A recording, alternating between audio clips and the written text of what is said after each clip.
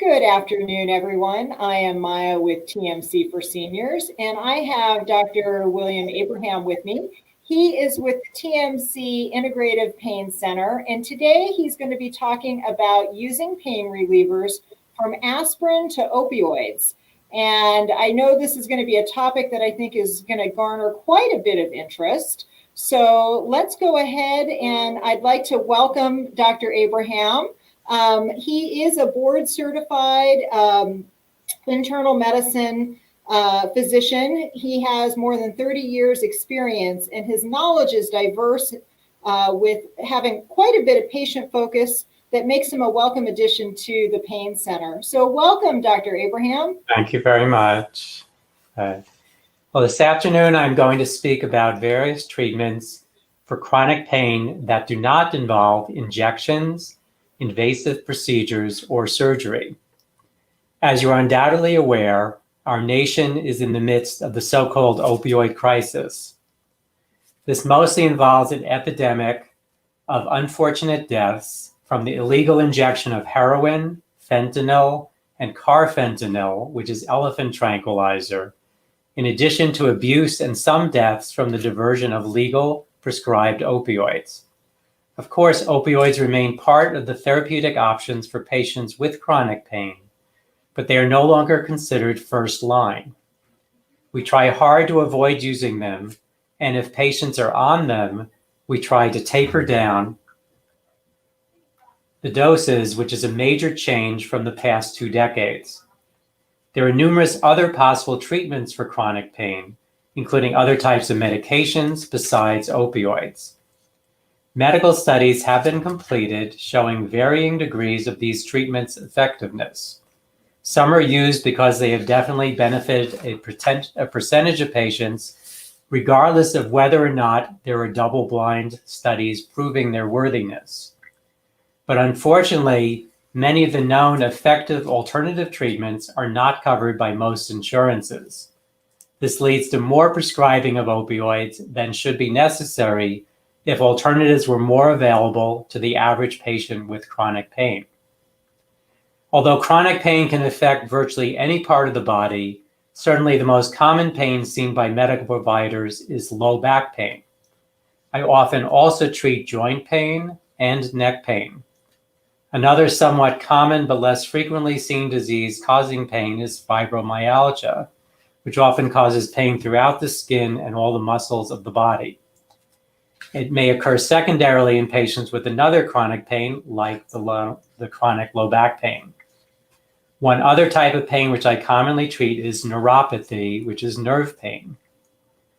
Most of the treatments I will speak about that do not involve use of medications are generally effective for soft tissue and spinal pain. But for nerve pain, there are a number of medications which may specifically help that kind of pain. And in recent years, their use is often being extended to all types of pain, particularly given our strong desire to avoid the opioids. There are also several medications which specifically have been shown to be useful for fibromyalgia, although they may also help other types of pain. And the slides are not.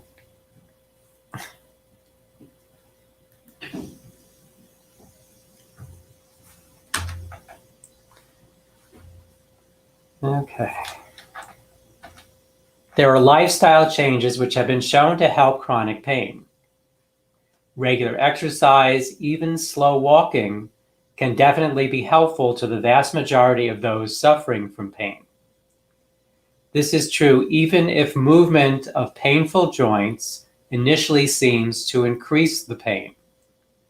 Aerobic exercise has been shown to be the most helpful of exercises, but is generally difficult to be accomplished by most patients with chronic pain. In patients who are overweight or obese, weight loss has also been demonstrated to decrease pain levels.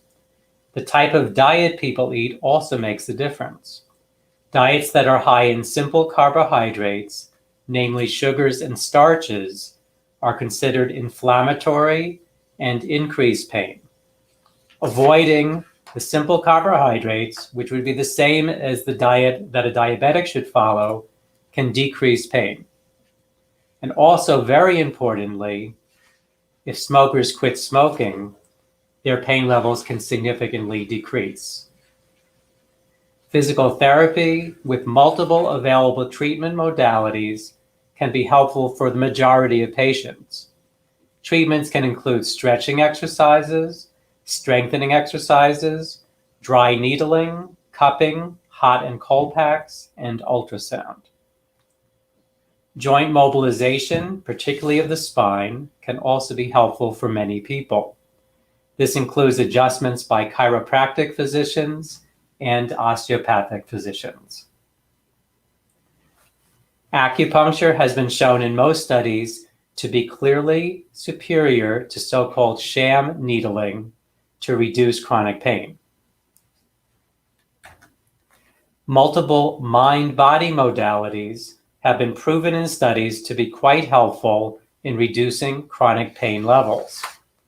Yoga in particular, even in double-blind medical studies, has been shown to actually help chronic pain better than taking opioid analgesics. Tai Chi is also a very effective modality to help reduce chronic pain.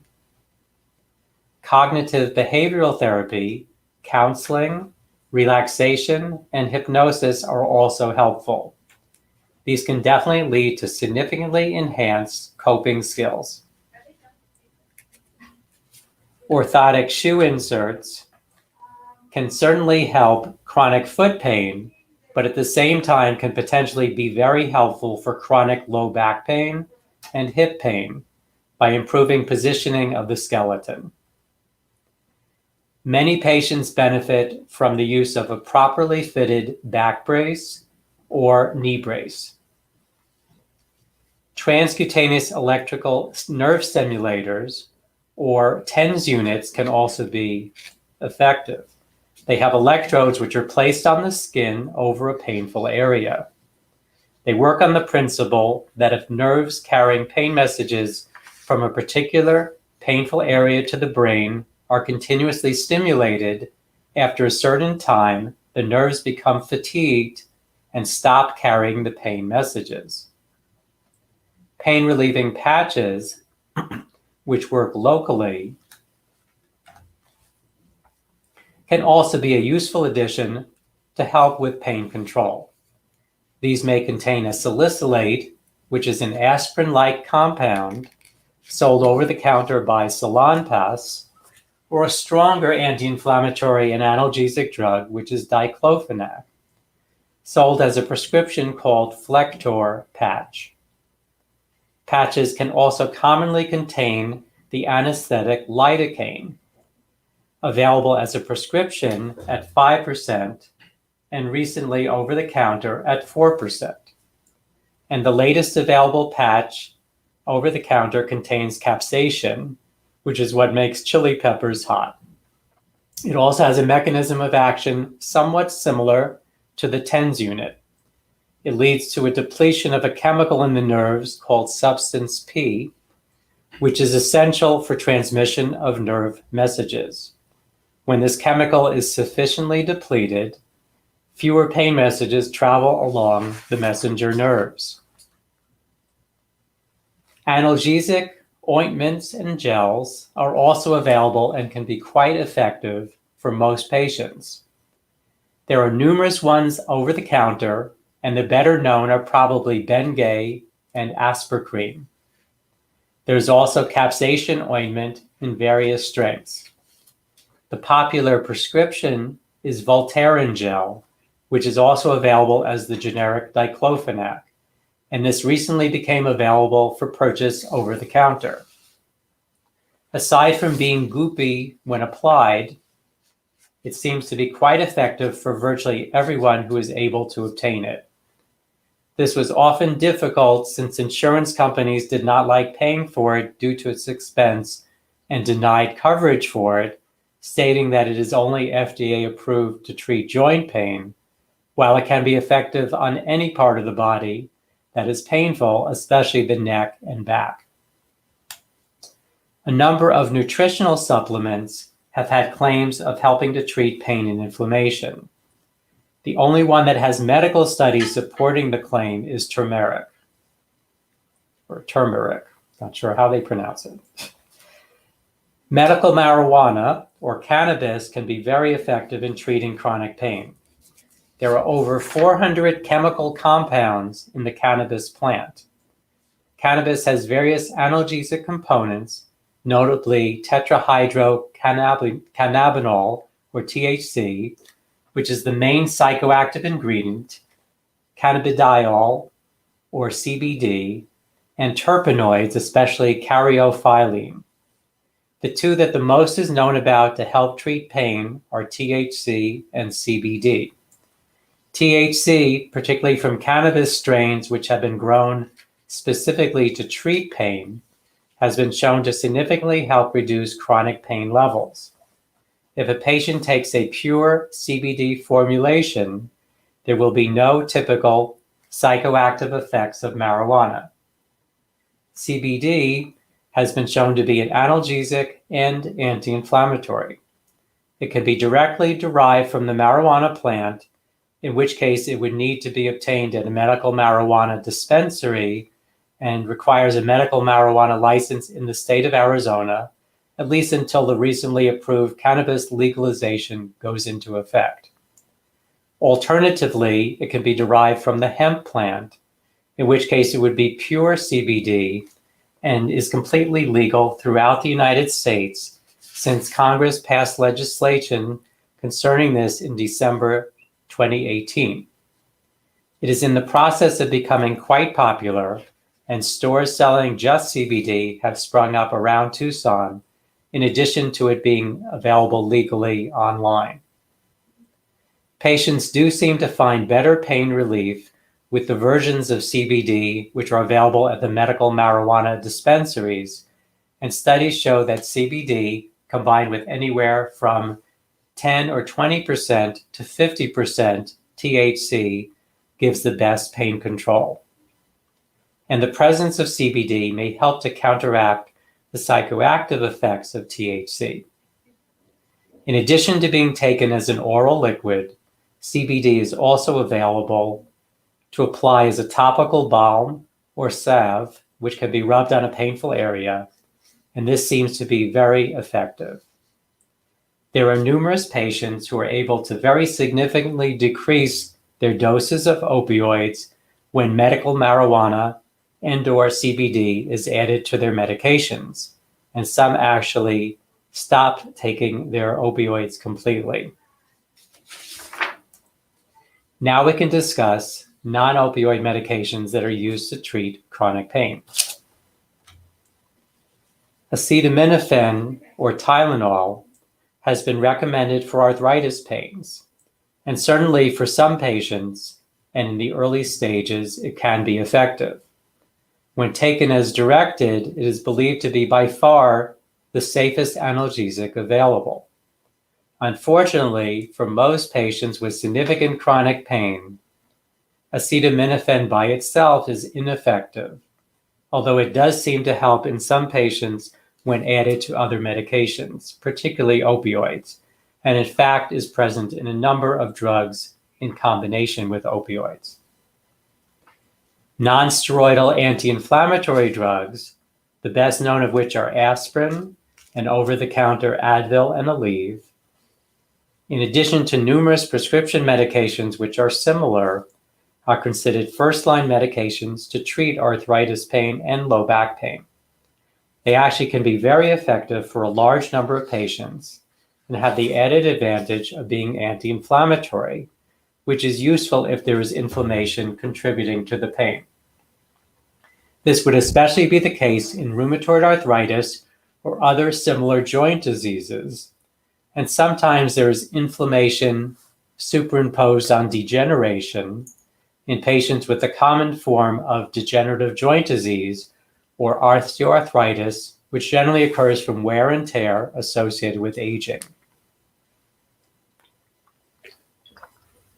Unfortunately, although they generally are safe for the vast majority of patients, there are still many potential serious side effects. These include an increased incidence of heart attacks and strokes, kidney failure, especially in the elderly, stomach and intestinal ulcers, and bleeding in the same areas. Rarely, they can cause liver inflammation. They also may lead to high blood pressure and may completely counteract the effects of blood pressure medicines that a patient is taking.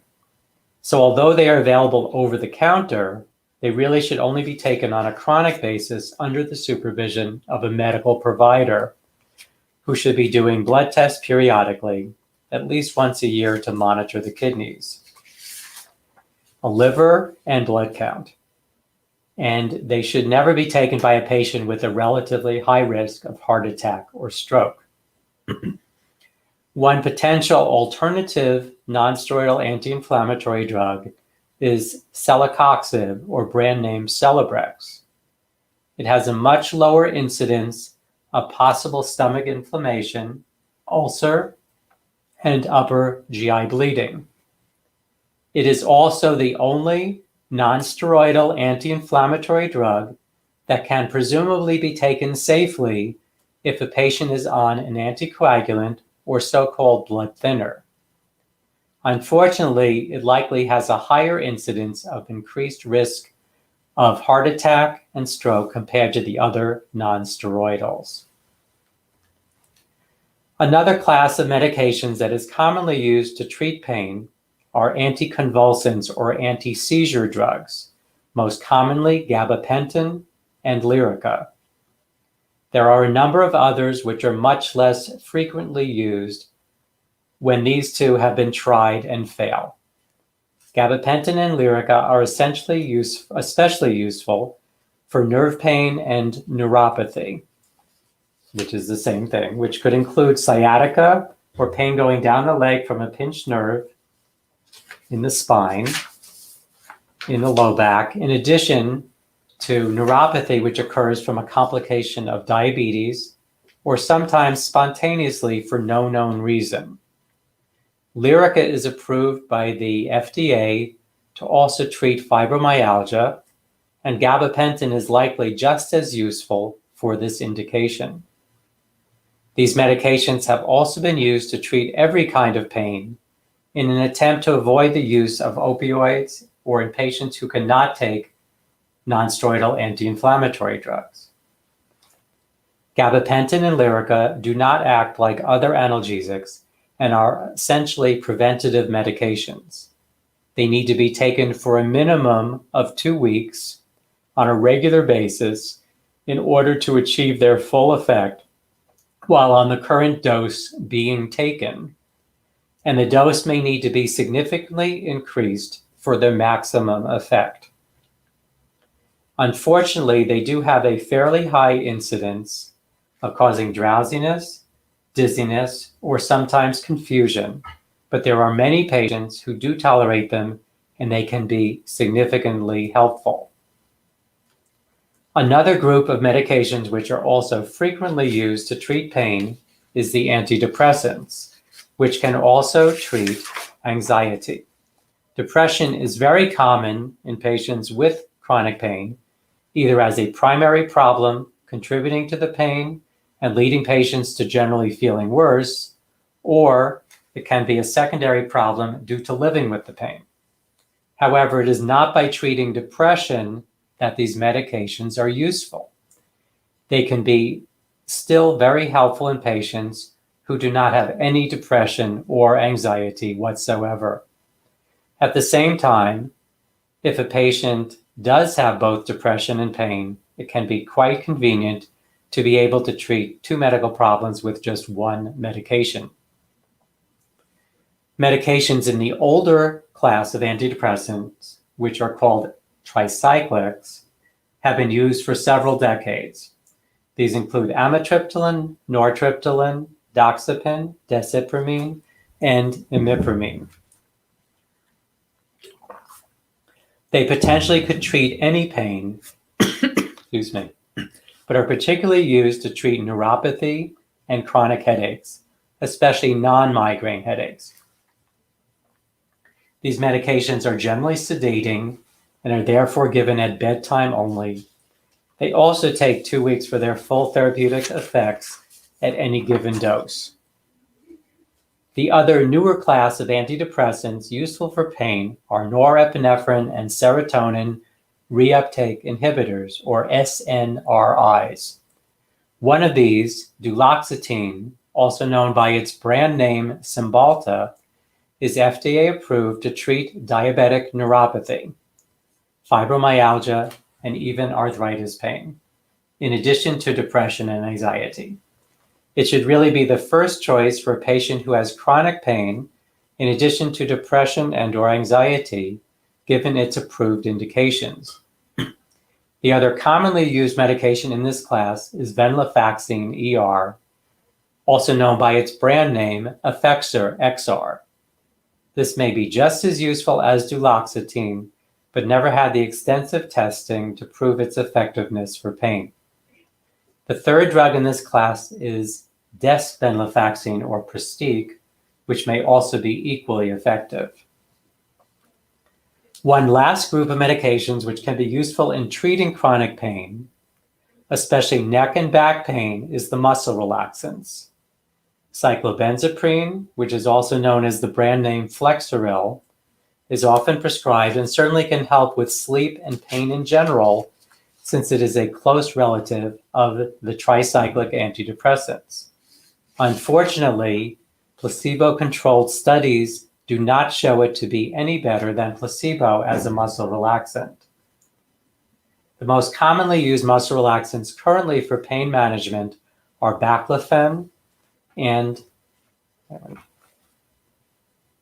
tizanidine.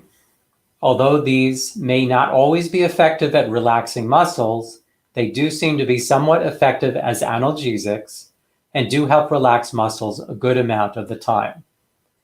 Methocarbamol is also often prescribed and can be helpful, but may be very sedating.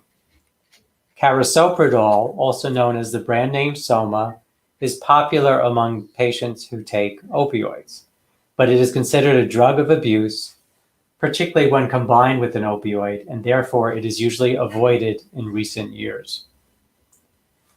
Benzodiazepines, specifically diazepam, which is also known as the brand name Valium, and clonazepam, which is also known as the brand name Klonopin, have been used as strong muscle relaxants. Most patients find them very effective, although there is at least one study on diazepam which showed it to be no better than placebo as a muscle relaxant. However, there are major issues with benzodiazepines, including a high incidence of being habit-forming, in addition to being sedating and significantly increasing the chance of respiratory depression and possible death when combined with opioids. This combination is now considered particularly dangerous and to be avoided. Finally, we get to talk about the opioids.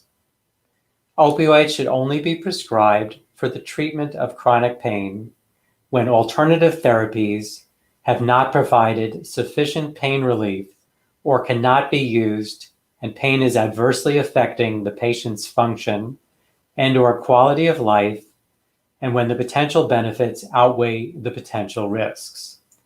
When possible, opioids should be combined with non-opioid medications and non-medications therapy in order to achieve the goals of therapy with the lowest effective doses of medications. And just as an aside, the subject had come up, the difference between the word opiate and the word opioid.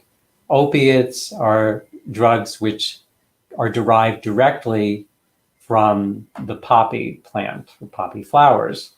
And those are codeine, morphine, and heroin.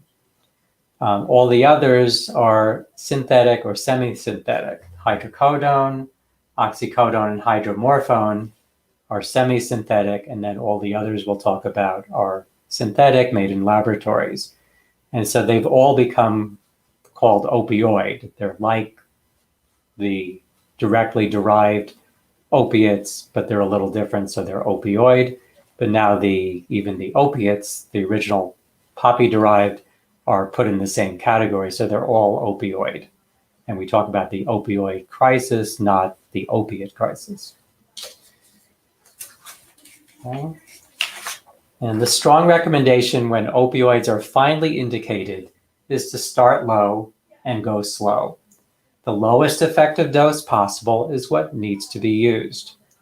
It should be understood that contrary to the early 1990s, up until several years ago, when physicians were strongly encouraged to treat pain like an infection that needed to be totally eliminated, now the recommendation is to decrease chronic pain a little in order to improve function and quality of life, but certainly not come close to making the pain disappear.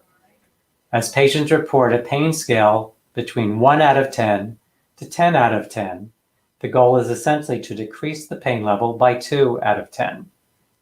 For example, if the pain level starts at 9 out of 10, the goal would be to bring it down to 7 out of 10. In so doing, it is much easier to prescribe significantly lower doses than were being prescribed in those 2 decades when often enormous doses were being used.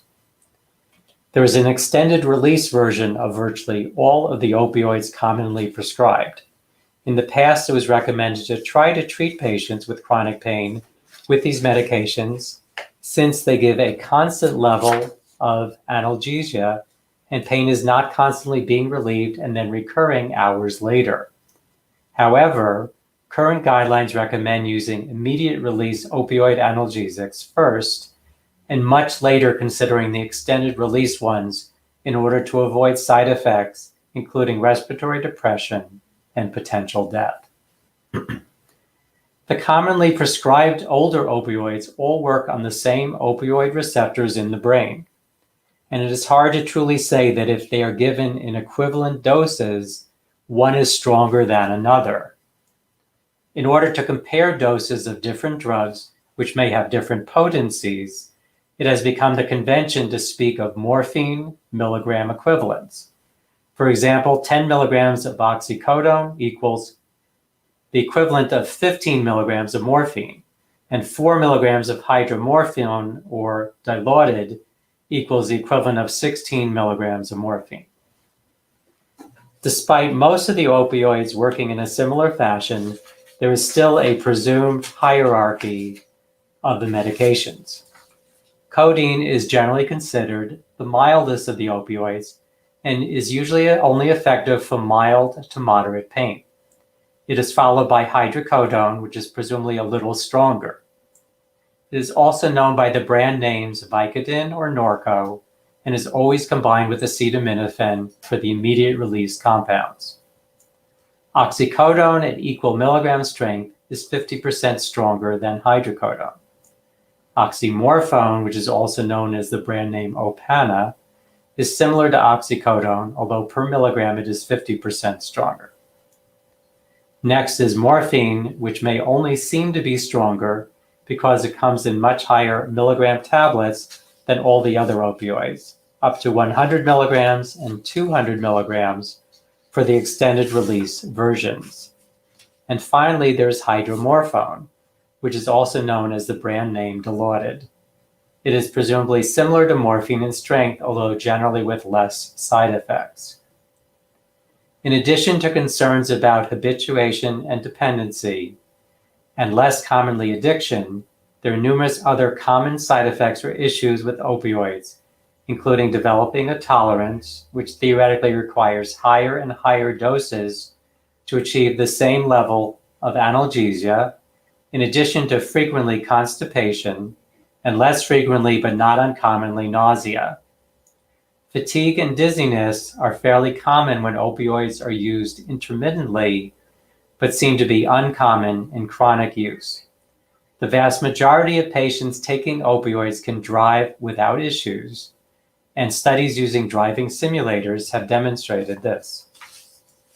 Tolerance, which means that the same dose of medication becomes less effective after a certain amount of time, is becoming much more of a problem in the past few years now that recommendations, in addition to government laws, are preventing most physicians from continuing to increase the doses.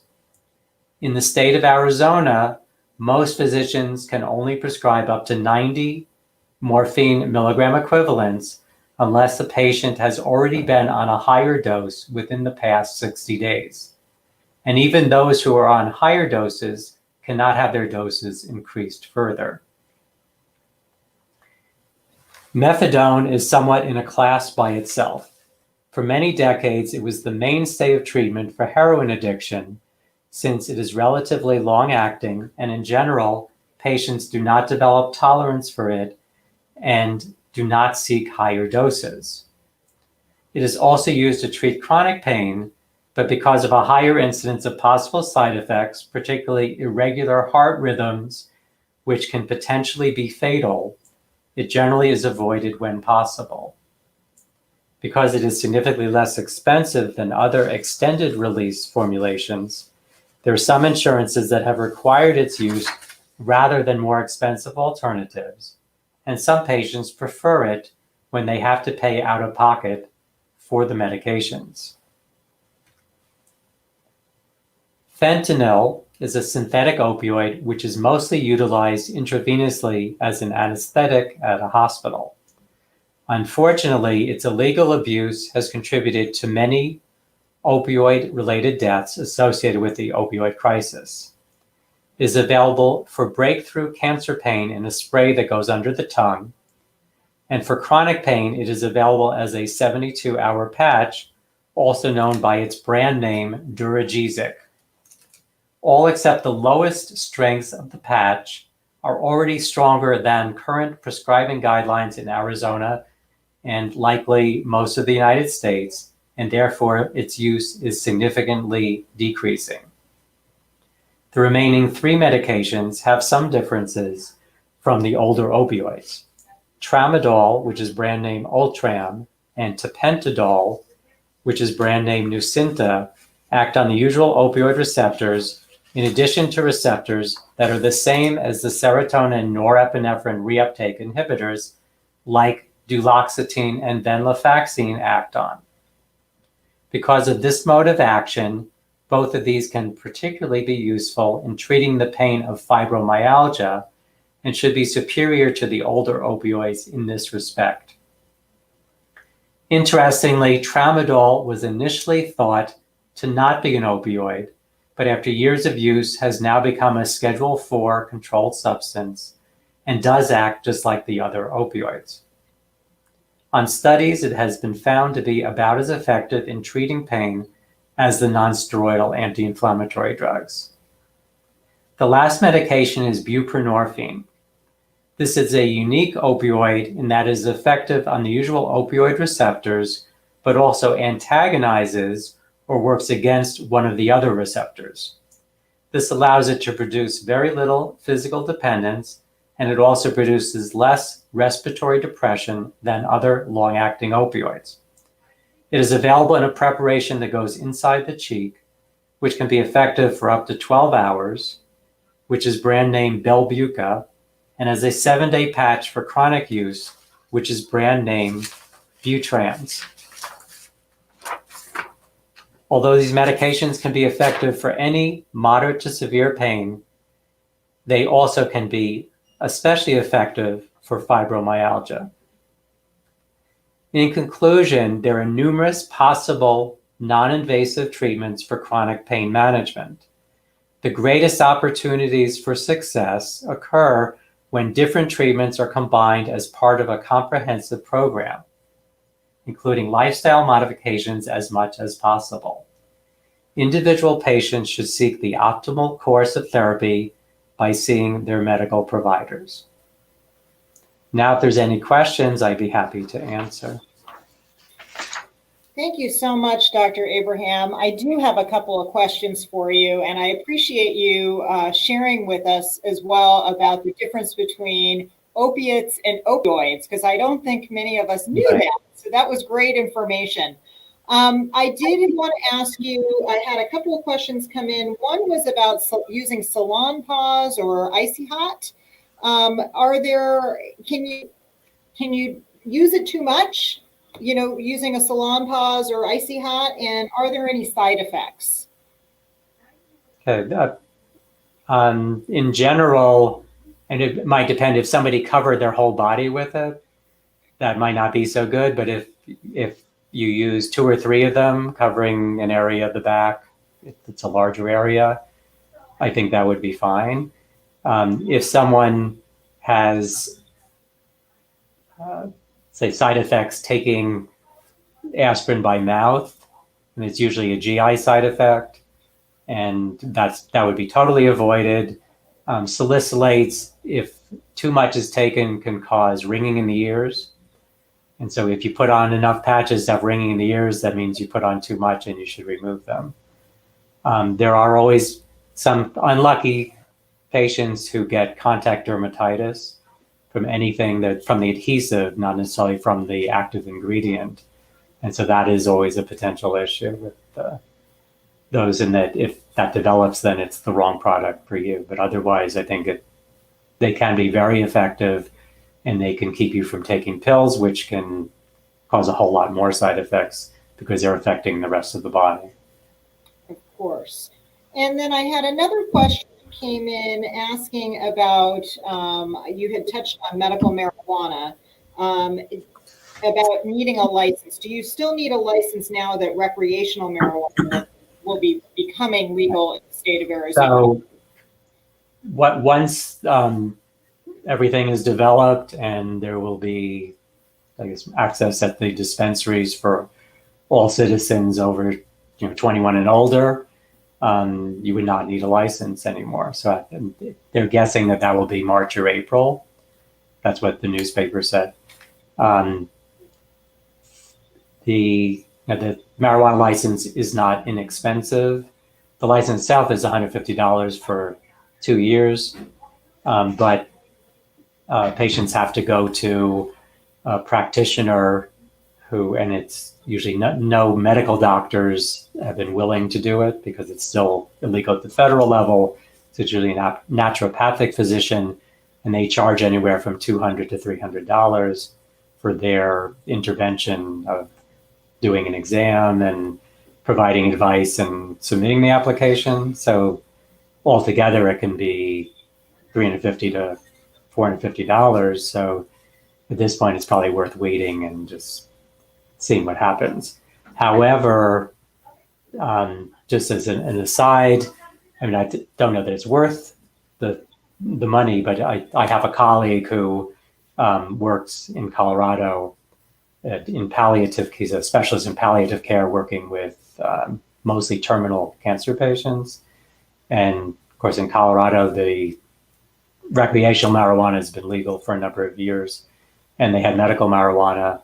And he's convinced, based on the many patients he's taken care of, that the quality of the marijuana in Colorado, at least, that they got from the medical dispensaries was significantly superior to what was available at the recreational dispensaries, which were separated there. And that the type was different, and that there are more combinations with the CBD, et cetera. Whether that is worth the increased money is up to, I guess, one's finances. Sure. And that may or may not be true in Arizona, because every state is different. Okay, thank you. And then if we're talking about the side effects of opioids for older adults, is it significantly increased compared to maybe younger adults? And why? Are they more dangerous perhaps for an older adult to take an opioid if they've been prescribed one, based on being an older adult, or is there any difference? Right, that is a very good question. And unfortunately, we have assumed for a long time that all medications are more potentially dangerous in older adults. It's, officially we're supposed to worry at age 65. Since I'm older than 65, I think that's silly, of course, but that's, metabolism slows down.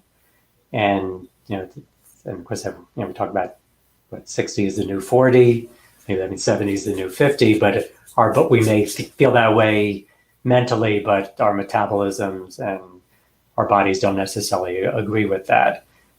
We particularly worry after age 75, And then, especially at 85, metabolism really slows down. And for most drugs, with most prescriptions, doses should be cut in half for starters. Because people develop a tolerance over time, higher doses can be used. And sometimes I know probably other doctors and pharmacists are semi-horrified when they see what older people are taking, but it's usually because they've slowly gotten up to that level over the course of years while they're developing a tolerance. But everything should be started very low. Sometimes even cutting pills in half to start with, if that's possible. And we do have to be more concerned, and we worry about so many drugs that particularly older people take are sedating, and we can worry about being either too drowsy, dizzy, trouble driving, getting up out of bed in the middle of the night, and falling, breaking a hip. Bad things can happen. So it is definitely of concern, and we want to either avoid the drugs or start it at very low doses and go very slowly. And the same with marijuana, et cetera. However, and there's even articles in the newspaper in past months, the main people taking medical marijuana are the elderly, because they're the ones who have most of the chronic pain, and statistically, and when used regularly, people tolerate the drugs so much better than if you take things on and off, it knocks people for a loop. And like if somebody has surgery and they take a pain medicine briefly for several days, it knocks them out and they sleep, which is a good thing probably after surgery. But taking them regularly, our bodies adjust and we can feel normal again. That doesn't say high doses should be used, but starting low, like I said, start low, go slow is the slogan. And it can be possible, but we still have to be wary. Sure. Now, if a doctor prescribes an opioid, I know there are many people, not just seniors, but everyone, who can be concerned about the addiction effect of, taking that and becoming addicted to it. So is there anything that you recommend? I know obviously it sounds like slow, start slow and at a lower dose. That people should be aware of, how they can manage that so that they can ensure that they maybe don't become addicted to any of those if they are in need of some of those pain medications. Right.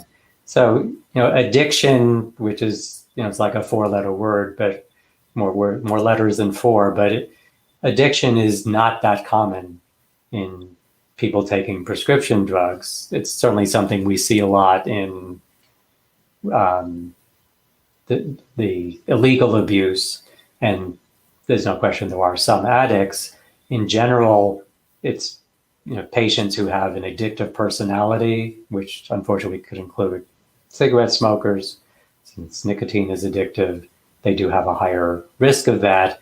But we have to separate, addiction is a psychiatric diagnosis, and most people who take the drugs, they do become, we'll say, habituated. Can't believe it did that. That's okay. Don't Sorry. do that. Yeah, you're good. It's incredible. Okay, hang on. We'll be right back.